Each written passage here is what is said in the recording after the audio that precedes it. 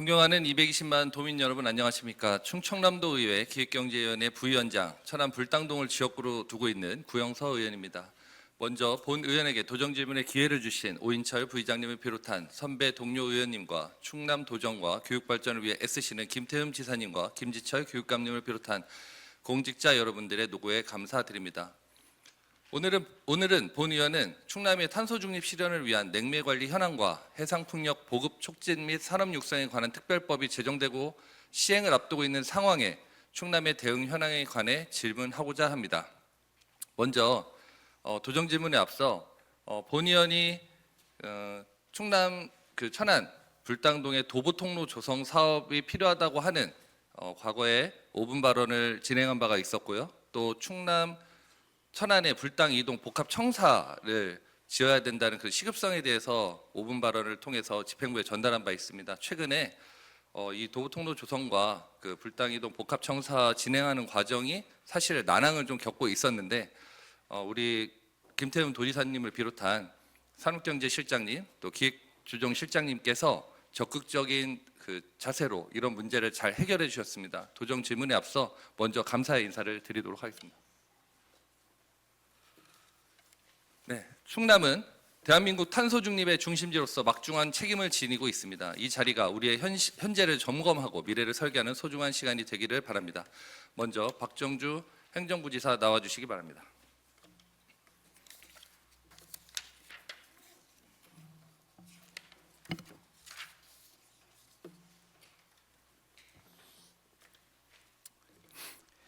행정부지사 박정주입니다. 네, 부지사님 안녕하십니까? 네, 안녕하십니까? 본 의원이 이번에 이제 도정질문 주제로 냉매 현황과 관리에 대한 어떤 중요성에 대해서 함께 논의하고자 하는데요. 뭐 의원님들을 비롯한 여러 도민들께서 좀 생소한 단어이고 그동안 관심 분야에서 조금 이렇게 멀어져 있었던 분야이기 때문에 제가 PPT 중심으로 좀 같이 함께 이야기를 하는 점을 좀 양해를 좀 부탁드리도록 하겠습니다. 네, 괜찮습니다. 네. 자, 먼저 탄소 중립 실현을 위한 냉매 관리 현황 및 강화 방안입니다. 자, 냉매는 기후 생태계 변화 물질 유발 물질 중에서 열 전달을 통한 냉난방, 냉동, 냉장 등의 효과를 목적으로 사용되는 물질입니다. 냉매는 오존층 파괴와 기후 온난화에 직접적인 영향을 미치는 물질로 법령상 온실가스보다 엄격하게 관리하고 있습니다. 대기환경 보전법에서 규정된 냉매는 CFC, HCFC, HFC 계열 총 세 가지 종으로 동일량의 CO2 대비 지구 온난화의 100배에서 14,000배의 영향을 끼칩니다. 그 냉매는 온실가스 총 배출량의 2.5%에 불과하지만 온난화 기여도는 24%에 달합니다. 우리 부지사님께서도 냉매에 관한 좀 내용을 잘 알고 계시나요? 네, 예전에 그 프레온 가스라고 그 냉장고에 쓰던 그런 가스가 지금은 안 쓰는데 그런 거 들어본 적이 있습니다. 맞습니다. 우리의 기억 속에는 과거에 뭐 스프레이나 이런 프레온 가스가 오존층을 파괴한다고 해서 좀 사용을 규제하고 했었던 그런 기사도 접했을 것이고 그런 경험들도 있습니다. 그래서 세계적으로 이런 규제들을 이렇게 해오면서 또 친환경 냉매로 전환되면서 이런 부분들이 좀 발전해 왔는데 그럼에도 불구하고 이 냉매에 대한 위험성이 존재하는 것은 아직까지도 해결해야 될 과제로 남아 있습니다. 자, 화면을 보시면 냉매는 앞서 말씀드린 것처럼 CFC 계열의 냉매가 있습니다. 이것은 2010년도에 전부 폐지가 됐습니다. 이게 잘 알고 있는 프레온가스라고 하는 것이 이 CFC 계열이고요. 그 다음에 HCFC 계열로 넘어옵니다. 그러면서 이제 ODP라고 하는 오존층 파괴물질의 지수가 상당히 낮아졌지만 여전히 오존층 파괴물질로 규정하고 있고 또 GWP라고 해서 지구온난화 지수도 CO2가 1이라고 봤을 때 HCFC 22의 경우는 1780배에 달하는 냉매입니다. 지금 이 냉매는 HCFC 22는 R22라고 하는데요. 이거는 가정용 에어컨 2011년도 이전에 생산된 제품에는 이 냉매가 지금 들어가 있고 이것은 우리 몬트리올 의정서에서 2030년까지 전부 국내 기준에서 폐지하게끔 되어 있습니다. 자, 2세대 냉매로서 HFC 계열 냉매가 이제 도입이 돼서 지금 사용하고 있습니다. 지금 위에 화면으로 보시면 HFC 134A는 가정용 냉장고나 업소용 냉동 냉장고 그리고 2017년 이전에 생산된 자동차 에어컨에는 134A 냉매가 들어가 있습니다. 이것 또한 대체 냉매로서 오존층 파괴 지수는 제로이지만 지구 온난화 지수는 여전히 1430으로 상당히 높은 편입니다. 그리고 우리가 가정용 에어컨으로 많이 사용하고 있는 것이 410A라는 냉매입니다.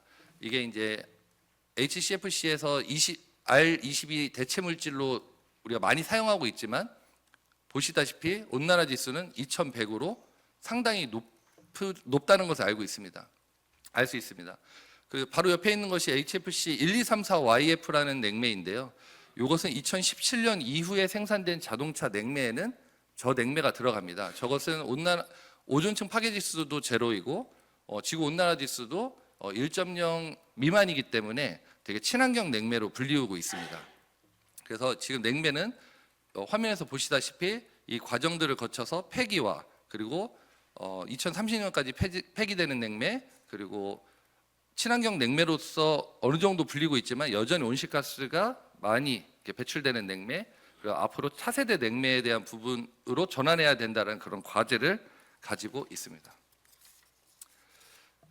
자, HFC 계열 냉매도 맨 아래인데요. 2045년까지 우리가 많이 아까 앞서 말씀드렸던 그 R410A라고 하는 가정용 에어컨에 많이 들어가는 냉매도 또한 2045년까지 80%를 감축해야 된다는 우리는 과제를 가지고 있습니다. 그럼 차세대 냉매는 무엇일까요? 앞으로 우리가 가야 되는 냉매는 R290이라고 하는 냉매입니다. 이것은 오존층 파괴 지수는 당연히 제로이고요. GWP 지구 온난화 지수도 한 3 정도 수준밖에 안 되는 냉매인데 지금 화면에서 보시는 이 사진은 최근 독일에서 열렸던 이런 냉매 박람회에서 제가 직접 촬영한 사진인데요. 유럽이나 이제 해외 그 탄소 중립과 관련돼서 많이 관심을 갖고 있는 나라와 기업에서는 우리나라에서 많이 사용하고 있는 R410A가 아닌 R290으로 냉매를 전환하면서 이런 지구 온난화에 대한 부분을 보강하고 탄소 중립을 실현하기 위한 노력을 하고 있습니다. 이것은 뭐 우리 충남도가 뭐 R290으로 해야 된다라고 이야기를 하는 것이 아니라 국가 차원에서 앞으로 전환해야 되는 숙제를 안고 있다라고 해서 제가 참고로 보여드리는 겁니다. 다음 화면은 이제 파란색 기둥은 총 해마다 생산되는 냉매 생산량입니다. 빨간색 표시는요 냉매 회수량입니다. 냉매 회수량. 냉매 회수량은 전체 냉매 생산 수입되는 양에 대비하여 1% 미만이 회수가 되고 있습니다. 상당히 적게 회수가 되고 있는 거죠. 냉매 관리 체계가 미비하다는 것을 단적으로 보여주고 있고요. 효과적인 냉매 회수 및 재활용 시스템 구축이 필요하다고 하는 것을 보여주고 있습니다. 국내 수입 생산되는 HFC 계열 냉매를 합하면 약 35,000톤에 달하는데 이게 CO2로 환산을 하면 약 6,300만 톤에 달하는 CO2가 발생된다라고 하는 겁니다. 그만큼 생산되고 사용하는 냉매 대비해서 회수하는 것이 적기 때문에 대기 중으로 날려보냄으로 인한 이런 피해가 이만큼 크다는 것입니다. 한국 온실가스 감축 목표인 5억 3천만 톤의 약 12%에 달하는 것이고 이는 내연기관 자동차가 1년에 3천만 대 운행하면서 배출한 온실가스와 맞먹는 양이라고 합니다. 부장님, 이 정도면은 뭐 냉매가 엄청 좀 우리가 관심도 많이 가져야 되고 관리도 많이 해야 되는 필요성에 대해서 좀 많이 공감을 하시죠? 네, 적극적으로 관리할 대상이라고 생각이 됩니다. 네. 그래서 제가 이거를 좀 개념적으로 뭐 몇천만 톤 하니까 좀 개념적으로 조금 어려운 것 같아서 이거를 연간 CO2 배출량을 상쇄하기 위해서는 얼마만큼의 나무를 심어야 되느냐를 추정치로 한번 체크를 해봤습니다. 우리가 한 해에 배출되는 냉매로 인한 CO2를 저감하기 위해서는 4억 7천만 그루의 나무가 필요하고 이는 대한민국 전체 산림 면적에 근접한 규모의 나무를 심어야지만이 우리가 배출하는 이 냉매를 줄일 수 있다, 온실가스를 줄일 수 있다라고 하는 것을 이 추정치로서 어떻게 보면 볼 수가 있습니다. 이렇게 좀 보면 시각적으로 좀 이해하기 쉬울 것 같아서 이렇게 전화를 좀 해봤고요. 그래서 대한민국도 이 냉매에 대한 관리를 강화하고 있습니다. 그래서 대한민국에서는 20RT라고 하는 20RT 이상의 냉매 용량은 법정 관리 대상으로서 분류하고 있습니다. RT라고 하는 것은 섭씨 0도씨의 물 1톤을 24시간 동안 0도씨의 얼음으로 만드는 냉동 능력을 이야기하는데 20RT라고 하면 엄청나게 큰 용량이거든요. 그래서 근데 문제는 20RT 미만의 냉매에 대해서는 관리하고 있지 않습니다. 그러니까 법적으로 관리하고 있지 않아요. 그래서 사각지대가 발생하여 환경오염이 그만큼 심각하게 초래한다라고 말씀드릴 수가 있고요.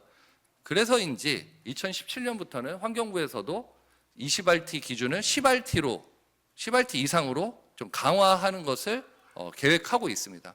그래서 환경공단의 림스라고 하는 냉매정보 관리 시스템이 있는데 여기에서는 냉매 사용 기기 소유자나 냉매 수입 제조업자, 냉매 회수업자들이 이 냉매 정보 관리 시스템을 통해서 20RT 이상 법정 관리 대상에 대해서는 관리를 잘 하고 있습니다.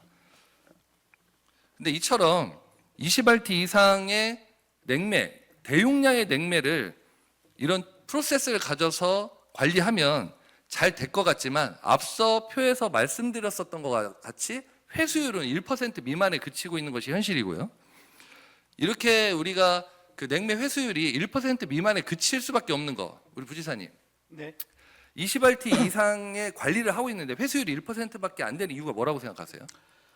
이제 그 중간에 그 이제 보통 이게 시설 중심으로 관리가 되고 있다고 저는 알고 있는데요. 대부분 개별 기기들, 예를 들면 냉장고나 이런 거 있으면요, 중간에 샌다든지 뭐 이렇게 중간에 에어컨도 이렇게 그 중간에 새 가지고 관리하잖아요. 그리고 회수하는 기업들이 그 회수하는 유인이 별로 없죠. 그래서 충남에도 보면은 시군에 회수 업체가 아예 없는 시군도 있어서 처리하기가 쉽지 않다고 이렇게 들었습니다. 네, 우리 부지사님이 말씀하신 내용도 맞고요. 네. 가장 큰 이유는 뭐냐면 20RT 이상이 20RT라고 하니까 용량상으로는 되게 많은 용량이라서 이것만 관리하면 잘 될 것 같지만은 20RT 미만의 냉매 사용하는 비중이 전체의 네. 85%에 달합니다. 그러니까 15% 이상만 15% 정도만 20RT 이상인 거고요. 그 나머지가 더 절대 냉매 사용량이 많기 때문에 그것에 대한 관리에 대한 기준이 없기 때문에 회수율이 적은 이유가 가장 큰 이유입니다. 물론 부지사님께서 말씀하신 그런 이유들도 존재합니다. 자, 그러면은 우리 충남도의 냉매에 관한 인식 수준 어떨까요? 우리 충남도는 냉매에 대해서 어떻게 관리하고 있습니까? 어떻게 관리할 계획을 가지고 있으십니까? 이게 이제 그 의원 지적하신 바대로 그 냉매 관리의 그 법적인 권한이 중앙정부의 권한이어서 실질적으로 지자체에는 냉매를 관리할 그런 제도적인 수단이 없는 상태고, 다만 이제 그 저희도 탄소중립경제특별도로서 그 서울시나 부산시처럼 일상적인 그 냉매를 그 사용하는 기기들에서 빠져나가지 않도록, 그다음에 폐기나 그런 거를 잘 할 수 있도록 좀 일정 정도만 그 관리하고 있는 수준이다. 제대로 관리를 하고 못한, 계십니까? 그런 거 일부 조금 하고 있다는 이야기만 들었습니다. 제대로 관리하고 있는 예. 수준은 아니고요. 그래서 저는 이제 충남도가 냉매에 대해서 물론 사실 이 냉매 관리를 하자고 하는 것이 아까 말씀하셨던 것처럼 국가 사무로 되어 있고 지자체의 의무 사무는 아니기 때문에 사실 관리에 대한 영역에서 좀 벗어나 있는 건 사실인데요. 제가 참 반갑게 본 자료가 있습니다. 지금 화면 한번 봐주시겠어요? 여기 어디에 나와 있는 자료일까요? 이게 충남도 자료입니다. 네. 네, 이거는 충청남도 2045년 탄소중립 녹색성장 기본계획에 해당 내용이 담겨져 있습니다. 매우 반가웠습니다. 그 내용에 자세하게 보면 충남 폐냉매 회수 및 순환 기반 구축에 대한 부분을 건의를 한다. 그래서 그 내용에 보면은 우리가 냉매 수입, 사용, 회수, 최종 처리까지 전주기 과정에 대한 데이터 확보를 통한 DB를 구축하고, 그리고 폐냉매 공공 처리 시설 설치 근거 마련을 하고 인프라 구축하고 냉매 회수에 따른 재활용 시범 사업을 추진하겠다라고 계획이 되어 있습니다. 사실은 계획으로 놓고 보면 아주 잘 하고 있는 계획이에요. 근데 문제는 우리가 이런 부분들에 대해서 우리가 계획에는 담아 있지만 실질적으로 하는 것에서는 좀 미약했다라고 하는 것. 물론 우리의 의무 사무가 아니기 때문에 그럴 수도 있다고 보지만 우리가 이왕의 계획을 세운 것이니만큼 좀 이런 관리도 좀 필요하다고 저는 생각을 합니다. 네. 그래서 충남의 법정 냉매 관리 20RT 이상의 네. 그 냉매를 사용하는 사업장 개소수와 냉매 사용 기기 수를 보니까요. 사업장 개소수는 372개, 그리고 20RT 이상 사용하는 냉매 사용 기기는 1297개에 달합니다. 혹시 충남도의 공공기관에 소유하고 있는 20RT 이상 냉매 기기 현황에 대해서 혹시 알고 계시나요? 사실 저 몰라서 여쭙는 겁니다. 저도 사실은 자료가 없습니다. 예. 네. 이거는 우리가 공공기관에 우리가 이제 민간기관까지 기업까지 저희가 확인하자고 하는 것을 말씀드리는 것이 아니고요. 우리가 충남도에서 냉매에 대해서 그만큼 관리를 해야 되겠다라고 네. 인식을 했다면 우리 공공기관 안에서 20RT 우리가 환경부에서 기준으로 안고 있는 20RT 이상의 우리 공공기관에서 사용하고 있는 냉매는 무엇이 있을까? 기기는 무엇이? 이건 좀 파악해 볼 필요가 좀 있다. 이렇게 네. 좀 말씀을 좀 드리겠습니다. 지금 부지사님께서 말씀하셨듯이 전국에 냉매를 회수하는 업체는 731개고 충남에는 47개입니다. 어떤 데이터에는 49개로도 나오는데요. 그거는 한 개 장소에 중복으로 등록되어 있는 게 있어서 정확히는 47개가 맞고요. 냉매 처리 업체는 이게 좀 문제점이 있는데 냉매 처리 업체는 전국에 4개밖에 없습니다. 그렇습니다. 수도권에 2개, 네. 부산에 하나, 포항에 하나 이렇게 있습니다. 그래서 충청권의 처리 업체의 필요성에 대해서는 혹시 어떻게 생각하시나요? 그러니까 이제 결국은 민간이 지금 현재 그 담당을 하고 하고 있습니다. 예. 있습니다. 근데 이제 그 처리를 하기 위해서는 이제 다 모아가지고 불순물 걸러내서 재활용하든지 아니면 예. 화학적인 처리를 해야 되는데 그 시설이 굉장히 민간이 부담하기에는 비용이 많이 들어서 이건 아까 말씀하신 것처럼 환경관리공단 같은 공공기관 중심으로 처리하는 부분들이 향후에는 저희가 이제 폐기물도 공공 처리에 대한 그런 논의들이 활발히 되고 있는 맞습니다. 것처럼 이것도 그렇게 가야 될 필요성이 있다 이렇게 보고 여기서 이제 문제점이 뭐냐면요. 회수업체하고 그 처리업체 간에 네. 거리가 너무 멉니다. 먼저, 네. 사실은 네. 그 우리 충청권의 충남으로 놓고만 보면 가까운 경기도에 처리업체가 있으니까 우리 회수업체들이 회수를 해가지고 처리업체에 넘기면 좋겠지라고 하지만 처리업체별로 처리 용량의 한계가 있습니다. 그렇습니다. 사실 아이러니한 거는 실제로 회수되는 양에 비해서 그 처리업체가 연간 처리할 수 있는 용량은 정해져 있거든요. 근데 문제는 이 회수되는 용량이 더 많은데 이 처리업체가 처리할 수 있는 용량보다 더 많은데 우리는 그것을 처리업체에 다 넘기고 있다고 하니까 미처리되는 냉매들도 회수가 됐음에도 불구하고 많을 수도 있겠다를 간접적으로 좀 이해할 수 있고 이것 또한도 하나의 문제점이라고도 볼 수가 있습니다. 그리고 이 회수업체들에서 네. 이 처리업체까지 그 냉매를 보내려면 특수 차량을 이용을 해야 되고 그렇기 때문에 비용과 이런 번거로움이 존재함으로 인한 도덕적 해이도 발생할 수 있는 부분들이 존재합니다. 그렇기 때문에 네. 실제로 회수가 됐다 하더라도 처리가 되는 데까지의 이 프로세스 물론 20RT 이상의 냉매에 대해서는 아까 환경공단의 림스를 통해서 등록하고 해야 되고 확인서까지 발급을 해야 되기 때문에 그 부분은 어느 정도 관리가 된다고 하지만 아까 말씀드렸던 85%에 달하는 20RT 미만의 냉매에 대해서는 사각지대에 놓여 있다라고 네. 이렇게 볼 수가 있습니다. 부지사님께서 말씀하셨듯이 서울시하고 부산시가 냉매 관리에서 좀 더 앞장서고 있습니다. 그 중에서 서울시가 선제적으로 하고 있는데요. 서울시는 온실가스 주범 냉매를 법정 관리 대상이 아닌 비법정 관리 대상 20RT 미만에 대한 것까지 관리를 하는 것으로 기준을 두고 있습니다. 그래서 서울시는 3RT 이상을 관리하게끔 돼 있고 냉매 중장기 관리 전략 마스터 플랜을 수립하고 그 공공기관 그러니까 서울시 산하기관에서 보유하고 있는 3RT 이상의 냉매 사용 기기에 대해서 그 냉매 정보 시스템 림스하고 연계해서 전산화로 등록해가지고 관리를 하고 있습니다. 저는 매우 잘하고 있는 거라고 생각합니다만 여전히 사각은 존재하죠. 절대 다수인 3RT 미만에 대한 부분들 뭐 예를 들면 우리 사무실에 사용하고 있는 일반 냉난방기에 대한 부분까지는 관리하고 있지 않다라는 거예요. 좀 아쉬움은 좀 있죠. 네. 부산시로 한번 가보면 부산시도 23년도 7월부터 부산 소재 냉매 처리 업체와 연계하여 관리를 하고 있고 냉매 관리자 지정을 해서 교육을 하고 있고 각 부서 냉매 사용 현황과 전수 조사를 하고 있습니다. 노후기기 실태 조사 및 개선 유도 그리고 한 가지 특이점이 이동형 폐냉매 회수 재생냉매 충전 서비스 사업을 추진하고 있습니다. 이거는 산자부의 뿌리산업 특화단지 지원 사업 공모를 통해서 해당 사업을 좀 추진하고 있더라고요. 그래서 이런 부분 조금 우리가 체크를 해봐야 될 사항이지 않겠나 싶어서 이 부분을 좀 같이 공유를 좀 드렸다는 말씀이고요. 그리고 서울하고 부산 말고 이 냉매 관리를 잘하는 데가 없을까 막 찾아봤어요. 근데 아주 가까이에 있었습니다. 어디에 있었을까요? 충남교육청에서도 조금 하고 맞습니다. 있다고 들었습니다. 다음이 충남교육청 내용입니다. 충남교육청은 냉난방기 실내기 실외기를 철거한 다음에 그 어떤 고철로서 분류할 수 있는 것은 고철 처리를 하게 되고요. 냉매는 별도로 그 냉매 회수업자를 통해서 회수를 하게끔 따로 분리해서 처리하는 것으로 프로세스를 잡았습니다.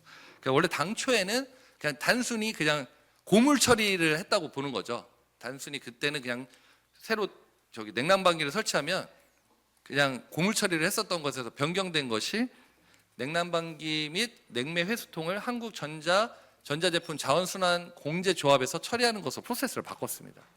그래서 이런 프로세스는 이러한 절차에 의해서 하고요. 그래서 충남교육청은 전자제품 자원순환을 통해서 탄소중립 실천에 좀 앞장서고 있습니다.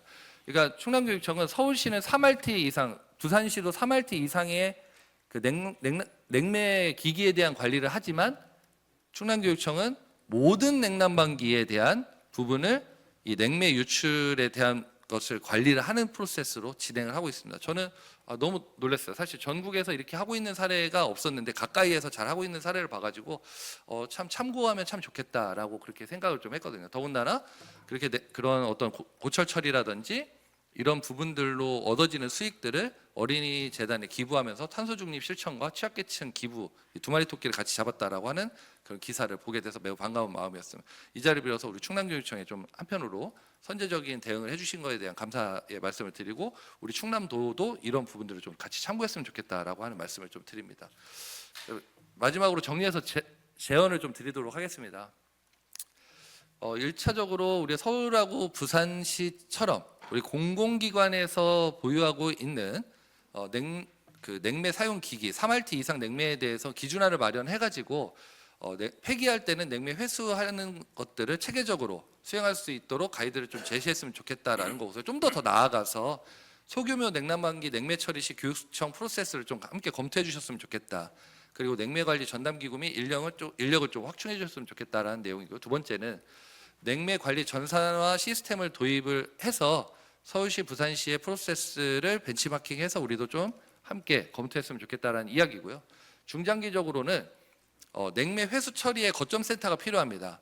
지금 냉매 회수 업체가 충남도에는 47개가 있지만 이들이 소규모로 회수한 냉매를 그 처리 업체까지 보내는 데에서 비용이 들고 이런 번거로움들 때문에 실제로 잘 되는지에 대한 의구심이 좀 들기도 합니다. 그래서 이 회수업체들이 회수한 냉매들을 하나의 거점 센터에서 일괄적으로 처리업체까지 전달하는 거점 센터가 좀 필요하다는 제안도 드리고요. 좀 더 나아가서는 우리 도내에 냉매 처리를 할 수 있는 처리업체들을 두는 것이 좀 어떤가 하는 그런 제안도 좀 드려보고요. 두 번째는 민간 참여 유도입니다. 민간 기업과 협력하여 냉매 회수 및 재활용 기술을 지원하고 배출권 거래제를 활용한 경제적 인센티브 제공하는 것도 좀 필요하다고 생각합니다. 우리 부의사님 이런 제언들에 대해서 어떻게 생각하십니까? 네, 정말 바람직한 말씀이시고요. 어쨌든 의원님께서 말씀을 해주시기 전까지는 저도 이제 사실 잘 몰랐던 부분에 대해서 인식의 전환을 위한 전체적인 관심을 이렇게 올리는 그런 여러 가지 제도들을 먼저 이렇게 교육이나 이런 걸 통해서 해야 될 부분이 많은 것 같고요. 그다음에 이제 말씀하셨던 1%밖에 회수가 안 되는 가장 큰 이유는 중간 과정에서 제대로 처리가 안 되고 있다는 그런 부분에 대해서 저희도 이제 공감을 하고 있고 이거는 중앙정부가 저희가 제도적인 부분까지 포함해서 전체적으로 처리해야 될 부분이고요. 그래서 작년에 이제 12월 달에 그 냉동통까지 처리 대상을 확대했지만 실제 못하고 있는 가장 큰 원인은 의원 지적해 주신 회수업체의 문제가 아니고 처리업체가 전국에 한계가 있어서 4개밖에 없어서 충남도 자체적으로는 아예 없지 않습니까? 맞습니다. 그런 부분들이 중앙정부와 같이 이렇게 해서 민간 투자를 유도해야 될 도의 역할이라고 생각합니다. 네. 그런 부분들을 잘 감안해서 네. 저하고도 지속적으로 이런 부분들을 좀 관리해 나가는 그런 방안들을 네. 이후에도 함께 논의했으면 네, 좋겠습니다. 제안해주신 부분 저희도 실무에서 적극적으로 잘 꼭 검토하고 추진될 수 있는 부분들은 신속하게 좀 진행을 하도록 하겠습니다. 예, 감사드리고요. 우리가 2045년까지 탄소 중립 경제 특별도를 선포하고 우리가 가고 있는데요. 네. 그런 방향성에 이 냉매 관리도 중요한 영역이다라고 인식해 주시고 노력을 기울여 주셨으면 좋겠습니다. 네, 그렇게 하겠습니다. 네, 답변 감사드립니다. 들어가셔도 좋습니다. 네, 다음은 우리 전영식 정무부 이사님, 네, 답변서로 나와주시기 바랍니다.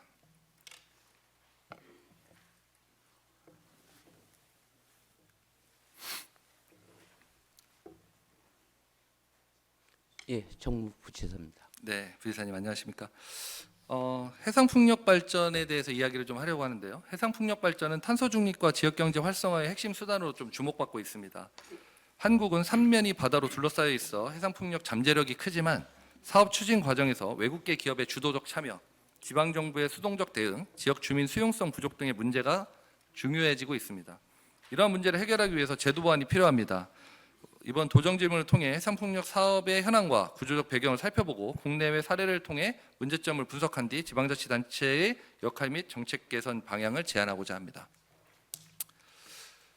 전국의 해상풍력 발전 현황을 보면은 제가 최근에 얼마 전에 이제 산업부 통해서 전국 해상풍력 발전 현황 자료를 받았습니다.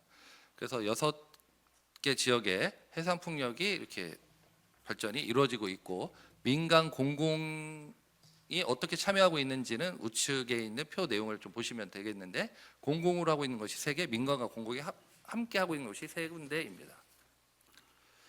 자, 우리 충남은 어떻게 진행하고 있을까요? 충남은 최근에 우리 뭐 조금 단지가 지정된 지는 좀 됐습니다. 보령하고 태안이 해상풍력 단지로 좀 지정이 돼서 우리가 좀 추진을 하고 있는데요. 화면상에 보니까 글씨가 좀 작아서 잘 안 보이실 수도 있겠네요. 지금 보면은 우리가 2020년도에 보령의 경우는 해상풍력 단지 공모 선정이 됐죠. 맞습니까? 예, 예, 요거는 제가 집행부 자료를 예. 받은 거라서 그렇게 됐고 그럼 해상풍력 단지 단지 공모를 선정을 됐어요. 그래서 우리가 국비도 받았을 거잖아요. 단지 개발을 위한 아닌가요? 국비는 아닌 것 같고. 저기 위에 예, 사업 계획에 보면요. 지정은 돼 있습니다. 사업 계획에 보면 예. 단지 개발 공모 선정을 했는데 예. 거기에 단지 개발에서는 129억, 국비가 36억, 지방비가 3억, 민자가 85억으로 되어 있습니다. 이건 받은 게 아닌가요? 아직까지 절차가 진행 중이. 그러면은 해상풍력 단지 공모에 선정됐는데 예, 예, 선정은 됐죠. 선정은 됐는데 예산 지원은 없었다는 건가요? 제가 알기 이끌어는 지금 이 절차가 진행 중에 있기 때문에 어떤 그래서 어쨌든 국비가 우리가 민자로 이 사업을 추진해서 예, 그 예. 해상풍력 발전을 하는데 예산은 위에 표에 나와 있는 것처럼 보령의 경우는 6조 원 규모이고요. 태안의 경우는 9조 원, 그러니까 15조 규모의 그 민자 사업을 유치해서 사업을 추진하는 거 돼 있습니다. 근데 그 밑에 조그맣게 돼 있는 건 단지 개발에 보령의 경우는 129억이고요. 태안의 경우는 435억인데 이 중에서 국비가 이만큼 지원됐다라고 되어 있어요. 근데 밑에 내용을 보면 우리가 공모가 선정이 됐다고 하니까 이 돈이 내려왔어야 되는 거 아닌가요? 아닌가요? 이건 그 확인해 부분은 주십시오. 조금 확인을 전 사실 이것도 해봐야 길게 될 얘기하려고 것 그랬던 게 같습니다. 아닌데 그냥 전 그래서 궁금해서 여쭤보려고도 했습니다. 우리가 이제 국비 지원이 됐고 지방비 매칭을 해가지고 이 해상풍력 단지를 조성을 어느 정도 했을 것인데 이 사업 내용이 무엇인가를 한번 여쭤보려고 그랬었거든요. 사실 그 부분은 지금 뭐 답변이 좀 어려우시면 예, 예. 이후에 좀 답변을 좀 주실 수 있도록 해주셔도 좋겠고요. 그 밑에 이제 내용을 보면은 집적화 단지 지정을 받기 위한 추진을 한다라는 내용이 공통적으로 있습니다. 맞습니까? 집적화 단지. 예, 예. 그래서 우리 향후 계획에 보령 해상풍력 단지도 마찬가지, 태안 해상풍력 단지도 마찬가지로 집적화 단지를 2024년도 12월 달에 시행하겠다 이렇게 되어 있습니다. 지금은 어떻게 하고 있습니까? 신청을 했습니까? 아니면 선정이 됐습니까? 어떻게 됐습니까? 그 사항은 조금 확인이 필요할 것 같습니다. 사실 해상풍력 단지 우리 많이 하고 있는 거 아니거든요. 추진하고 있는 거 이게 전부인데. 아니 그러니까 지금 이제 특별법이 특별법은 이후에 얘기를 하더라도 예, 예. 우리가 지금 집적화 단지는 특별법하고 무관한 이야기고요. 집적화 단지를 신청을 해야지만 본격적인 사업이 추진이 가능한 것인데 우리 당초 계획상 2024년도 12월 달에 시행하려고 했었던 그것을 우리가 어느 정도 진행되고 있는지를 여쭙는 거예요. 지금 7개 단지 중에서 1개 단지는 이제 거의 착공 단계까지 가 있고 6개 단지는 지금 이제 그 절차가 많이 남아 있는 상태. 자, 부지사님, 예예. 착공도 중요하고 뭐 준공도 다 중요한데요.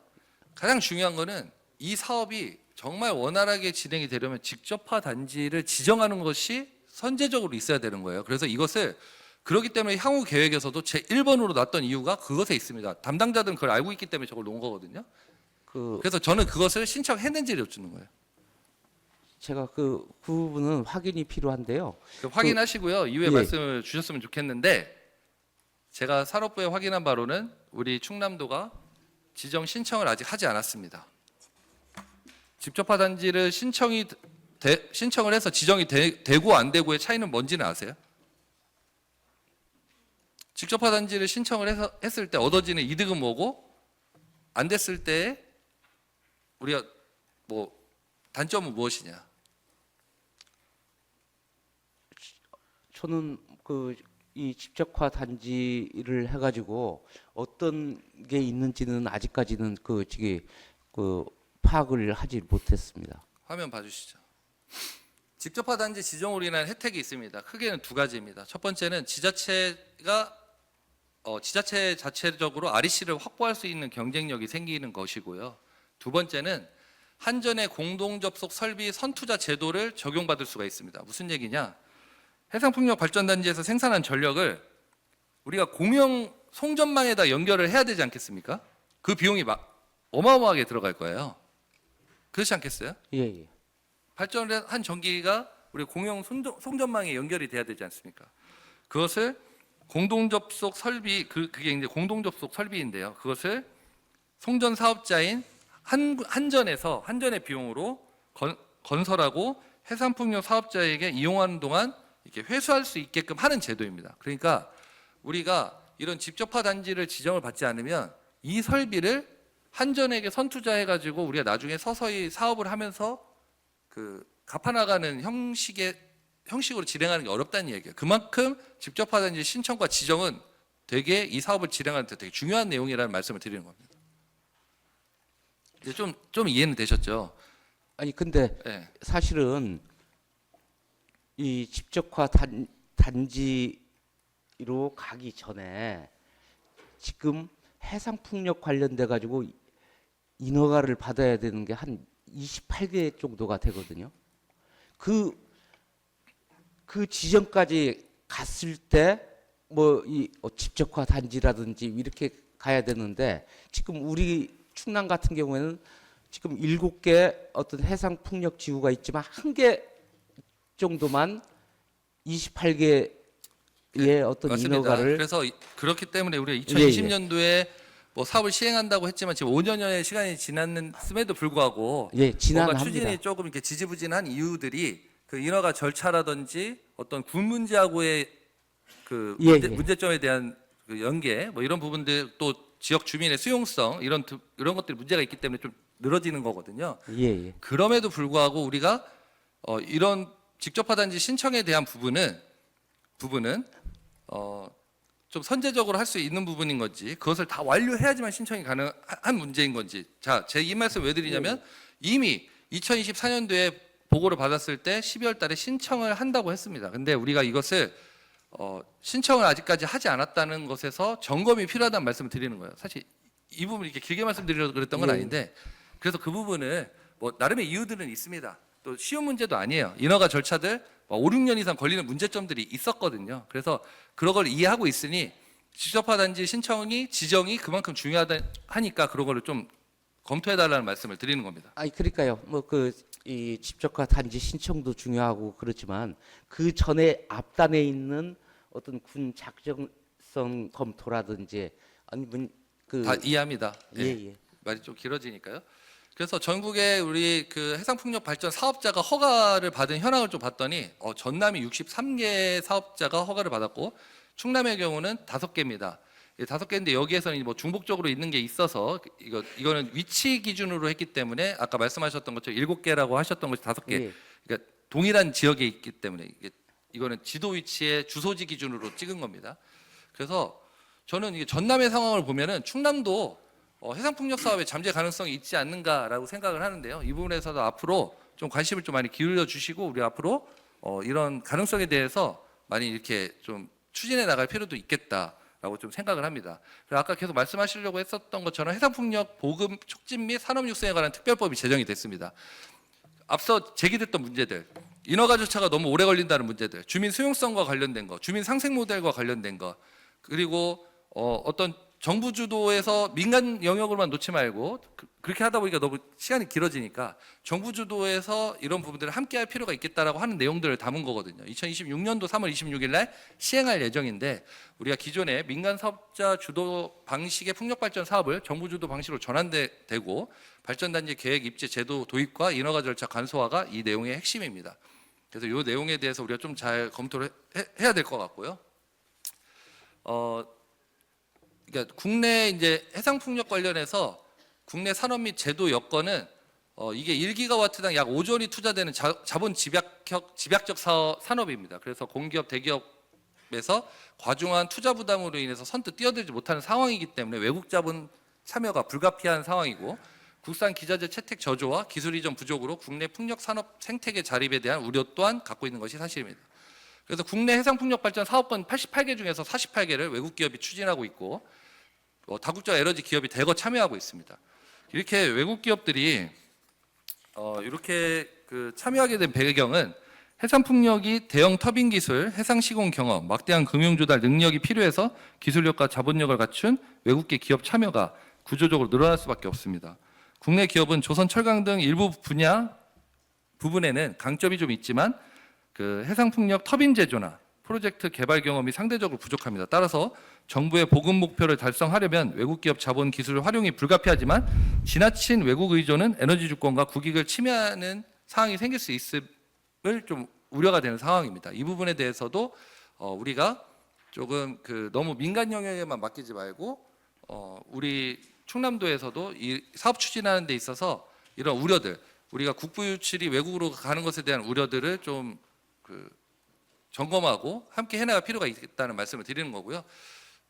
실제 사례적으로도 제도적 허점을 악용하는 사례들이 있습니다. 발전 사업권을 취득한 다음에 외국 자본의 지분을 매각한 사례들도 있고요. 두 번째, 외국 개발사가 정부의 인가 없이 지분을 매각하는 이런 사례들도 있습니다. 그래서 이런 부분들을 조금 개선하기 위한 정부의 움직임들도 있는데 이러한 문제점들이 있는 부분도 우리가 간과하지 말아야 된다는 점입니다. 현재는 화면 보시면 우리가 민간 사업자 위주로 추진하고 있고 인허가 협의와 민원 대응에 수동적으로 임하는 경향이 좀 있고 또 중앙이 입지 선정과 절차 간소화를 주도하면 지자체는 정해진 틀에서만 따라가는 구조가 될 수 있다는 우려가 있습니다.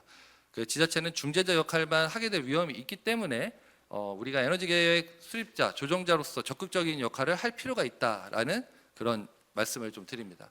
그래서 해상풍력 발전과 관련돼서 지역 주민들하고 사업 이익을 공유하는 모델들이 다양하게 있습니다. 지분 참여형이 있고 수익 배분형이 있고 펀드형이 있습니다. 이거는 제가 시간 관계상 간단하게 말씀드리는데요. 지분 참여형의 사례는 덴마크 사례가 있다는 점도 참고해서 좀 봐주셨으면 좋겠고 수익 분배형은 영국과 독일의 베네핏 쉐어링에 대한 사례를 좀 참고하면 좋겠다라는 제안을 말씀을 드리고 또 펀드형의 경우는 국내 최초 사례로 2024년도 제주 한림해상풍력에서 루트에너지가 클라우드 펀딩을 통해 약 667명의 지역 주민으로부터 200억 원의 투자금을 모집하여 이런 부분들을 추진했던 사례들도 있습니다. 이런 것도 함께 잘 검토해 주셨으면 좋겠습니다. 정책 제안은 지금까지 말씀드린 내용들을 정리한 내용인데요. 시간 관계상 굳이 말씀드리지는 않겠고 빨간색으로 칠한 부분들에 대한 우려가 없도록 좀 해주셨으면 좋겠다는 말씀입니다. 외국 자본의 산업 잠시 우려에 대한 대처가 필요하다는 내용, 또 중앙에다가도 이런 건의 사항들을 담은 내용들을 해서 지자체가 이런 해상 풍력 발전을 잘 추진할 수 있게끔 주도권을 갖고 할 수 있게끔 했으면 좋겠다라는 제안을 드립니다. 예. 네. 지금 이제 산자부에서 시행령을 이제 내년 3월까지 그 마련을 하지 않습니까? 그 과정에서 어떤 외국 자본의 어떤 그 이 문제라든지 뭐 이런 것들을 적극적으로 어떤 도가 건의를 하도록 그렇게 하겠습니다.